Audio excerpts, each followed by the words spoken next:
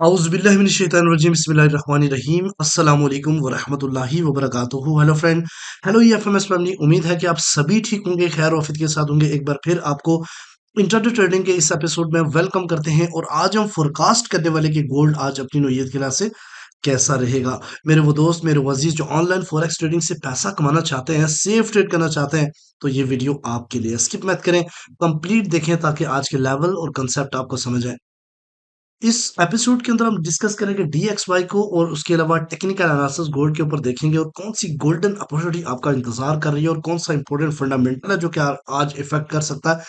जुड़े रहें, अंत तक देखिएगा। मैं हूं इरफाक अहमद साकी और आप देख रहे हैं ईएफएमएस ट्रेड। मिलते हैं इस ब्रेक के बाद। वेलकम फ्रेंड, अगर आप न्यू है और अभी तक आपने हमारा चैनल सब्सक्राइब नहीं किया तो सबसे पहले चैनल को सब्सक्राइब कर ले, बेल आइकन पर क्लिक कर ले ताकि रोजाना की अपडेट आपको मिले। उसी टाइम आप वीडियो देखिए और ट्रेड को प्लान कर सकें। आज वीक का पहला दिन है और guys, most important request, just 1000 subscriber required today for complete 2000 200,000। अल्हम्दुलिल्लाह हमारे सब्सक्राइबर हो जाएंगे आज के दिन। तो थोड़ा सा आप लोगों को एक एक दोस्त को तो शेयर करना चाहिए आज के दिन। अच्छा, चलें जी, आज के इम्पोर्टेंट टॉपिक के ऊपर चलते हैं। सबसे पहले आपके सामने है ये फॉरेक्स फैक्ट्री का इकोनॉमिकल कैलेंडर और यहाँ पे मैं देख सकता हूँ कि मंडे 24 मार्च को 5:45 यूएस सेशन में फ्लैश मैन्युफैक्चरिंग इंडेक्स का डाटा और साथ में फ्लैश सर्विस पीएमआई का डाटा भी आपको देखने को मिलेगा। काफी इंपॉर्टेंट डाटा हैं, इसलिए आज इस टाइम मार्केट काफी ज्यादा वोलेटाइल रहने के चांसेस है। उससे पहले क्या हो सकता है और उसमें ज्यादा से ज्यादा मुमकिन क्या हो सकता है, हम इसके साथ एंड तक देखेंगे। सबसे पहले मैं आपको लेके चलता हूँ सीपी ट्रेड के ऊपर। मोस्ट फेवरेट लोगों की ट्रेड है।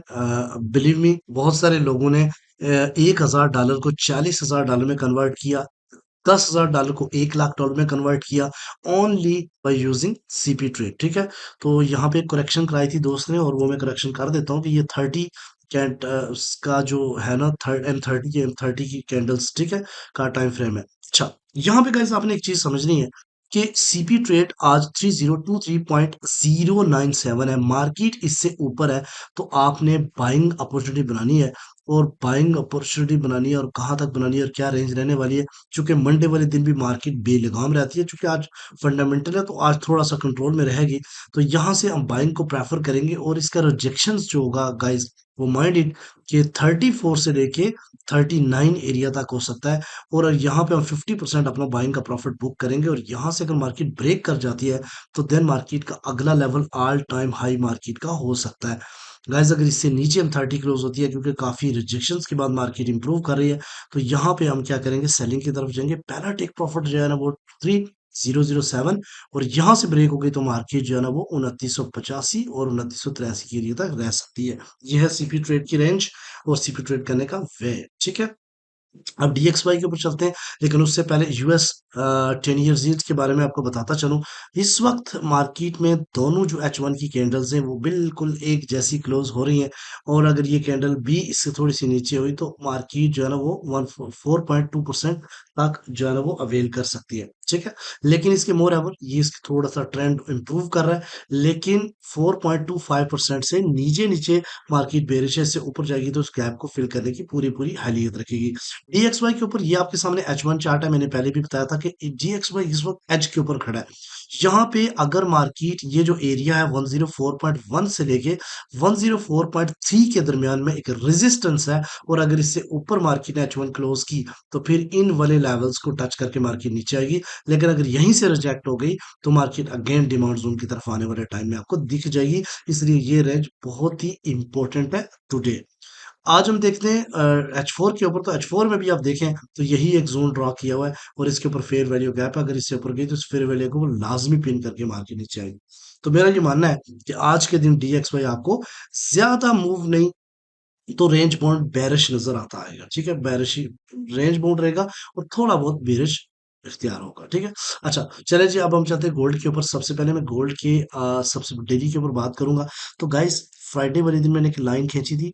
ये जो ट्रेंड लाइन मैंने ड्रा की, मैंने कहा था इस तक मार्केट पिन कर सकती है, और एग्जैक्टली मार्केट इसको पिन किया और अपसाइड की तरफ गई। क्लोजिंग बड़ी खतरनाक जगह पे थ्री, जो कि 22 को भी ब्रेक हो, नीचे जो मार्केट ने एक ब्रेकर ब्लॉक बनाया था उसको भी मार्केट ने तोड़ दिया। तो यहाँ पे डेली के ऊपर तो मार्केट किसी किस्म की सेलिंग में मुझे नजर नहीं आ रही।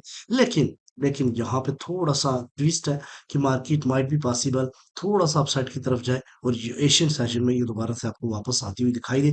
ये जो येलो बॉक्स मैंने ड्रा किया जो स्टार्ट हो रहा है 3001 से लेके 2978 के दरमियान में, इसको मार्केट पिन कर सकती है, क्योंकि ये जो गैप था ये आप गैप फिल हो चुका है। ठीक है, लिहाजा इसको खत्म कर देते हैं। अच्छा, दूसरी बात ये है कि अगर हम बात करेंगे डेली के M15 सॉरी H1 स्टोरी के ऊपर, तो H1 स्टोरी आपकी फेवरेट स्टोरी है, इसलिए आपको मैं मजीद इसमें एलिब्रेट करता हूँ, समझाता हूँ। यहाँ पे देखें तो गाइज इस वक्त मॉर्निंग में जब भी ये एशियन सेशन ओपन होता है तो इसमें गोल्ड को हमेशा बुलिश कराया जाता है, 90% मैंने ये देखा है। और इस वक्त भी इसका बुल जो पावर है वो ज्यादा है। अब यहाँ पे सूरत क्या है, जिस जगह यहाँ से ट्रेड तो नहीं बनती, अगर मार्केट यहाँ से अपसाइड जाए और इस जगह पे जाके रिजेक्ट हो जाए तो फिर ये सेलिंग जोन जो है ना वो आपको काम करेगा, क्योंकि मैं सेल का मशवरा दूंगा नहीं, लेकिन यहाँ से आपको लाजमी बताऊंगा कि यहाँ से आप छोटा स्टॉप लॉस लगा के सेल कर सकते हैं या फिर अपना बाय प्रॉफिट बुक कर सकते हैं। और अगर मार्केट ने इस ट्रेंड लाइन से ऊपर क्लोजिंग दे दी, फिर सेलिंग जोन जो है ना वो 4757 का एरिया बन सकता है। ठीक है, और अगर मार्केट यहाँ रिजेक्ट होती है, देखिए पिछले फ्राइडे को एक बहुत स्ट्रॉन्ग किस्म की सेलिंग रिजेक्शंस आपको देखने को मिली थी, और मार्केट फिर उसके बाद रिकवरी करके क्लोजिंग दी है यहाँ पे।